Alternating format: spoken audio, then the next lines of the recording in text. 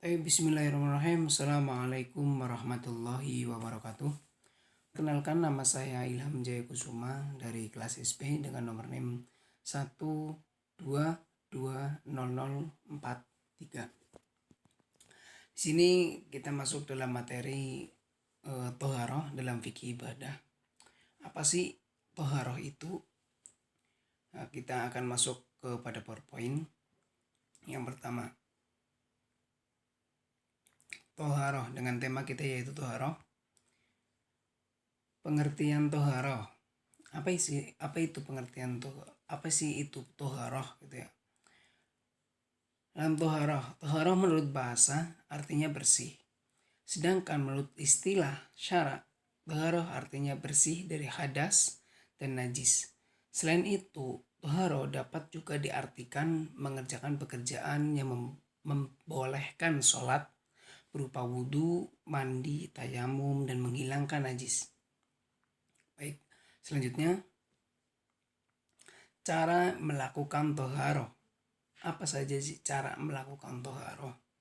Yang pertama, membersihkan lahir dari hadas, najis, dan kelebihan-kelebihan yang ada dalam badan. Yang kedua, membersihkan anggota badan dari dosa-dosa.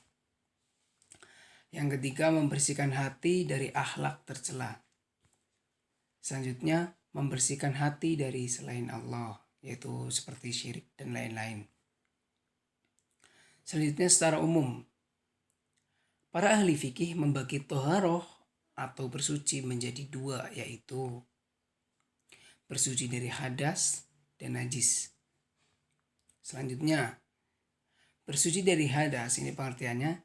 Bersuci dari hadas yaitu bersuci yang berkenaan dengan kondisi di mana seorang dalam keadaan tidak suci dan keadaan badan tidak suci, mengalami sesuatu baik dari hadas kecil, buang air kecil, buang air besar, menyentuh kubul dan dubur. Cara bersucinya dengan wudu atau tayamum. Adapun hadas besar itu seperti yang dialami untuk perempuan, yaitu haid, nifas, berhubungan suami istri, meninggal dunia, dan berhubung dan lain-lain. Cara bersucinya yaitu dengan cara mandi wajib atau junub. Selanjutnya, bersuci dari najis. Ini yang kedua. Tadi kan bersuci dari hadas, ini bersuci dari najis, yaitu bersuci berkenaan dengan benda kotor yang menyebabkan seseorang tidak suci, seperti bangkai, darah, nanah, dan lain-lain. Jadi apa-apa yang melekat di tubuh manusia atau di tubuh makhluk seorang hamba, yaitu seperti darah, nanah, dan lain-lain, itu bisa dengan mensucikan diri. Cara bersucinya dengan dicuci atau dibersihkan sesuai dengan tingkatan najisnya. 30 najis menurut tingkatannya dibedakan menjadi 3. Selanjutnya, alat untuk bersuci. Yang pertama, air. Air yang dimaksudkan di sini ialah air yang suci dan mensucikan, yang disebut dengan air mutlak. 32. Adapun yang termasuk jenis air ini adalah sebagai berikut. Yang pertama, air hujan. Air hujan itu bisa untuk bersuci. Air es. Walaupun air es itu bisa untuk bersuci. Yang selanjutnya, air embun. Apa sih itu air embun? Air embun itu seperti air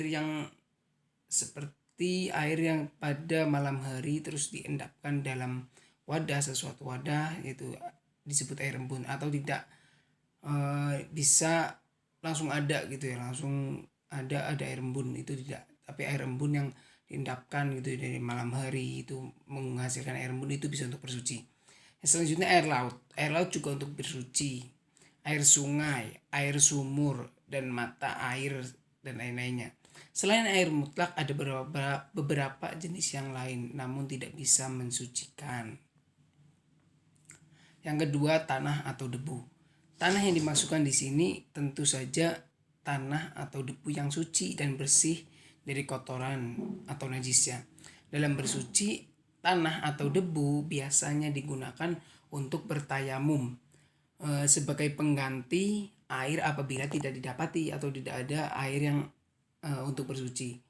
Baik guna menghilangkan hadas kecil, yaitu dengan cara berwudu maupun mandi besar atau mandi jinabah atau junub. Yang selanjutnya yaitu batu. Kenapa batu itu bisa? Ini adalah pengertiannya.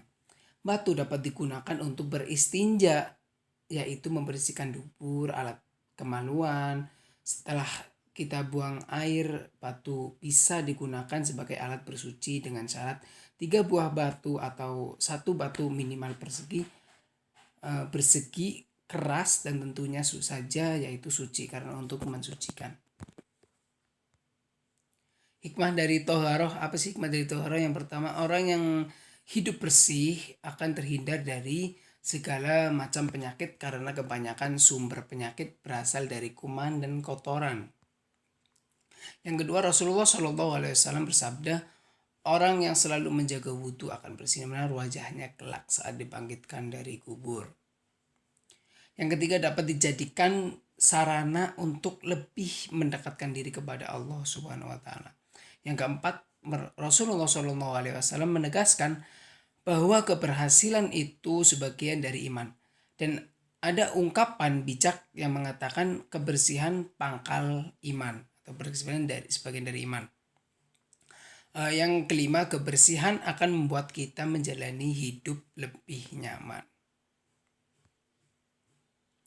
Ya, yang selanjutnya penutup, keberadaan toharoh mempengaruhi terhadap kualitas ibadah seorang hamba. Toharoh mendidik seorang yang ditaklif syarak untuk senantiasa menjaga kebersihan dalam keseharian baik dalam bentuk lahiriah maupun batiniah. Ibadah seseorang dipandang baik secara kualitas apabila ia beribadah dalam keadaan bersih, baik secara lahir maupun batin. Terima kasih. Wassalamualaikum warahmatullahi wabarakatuh.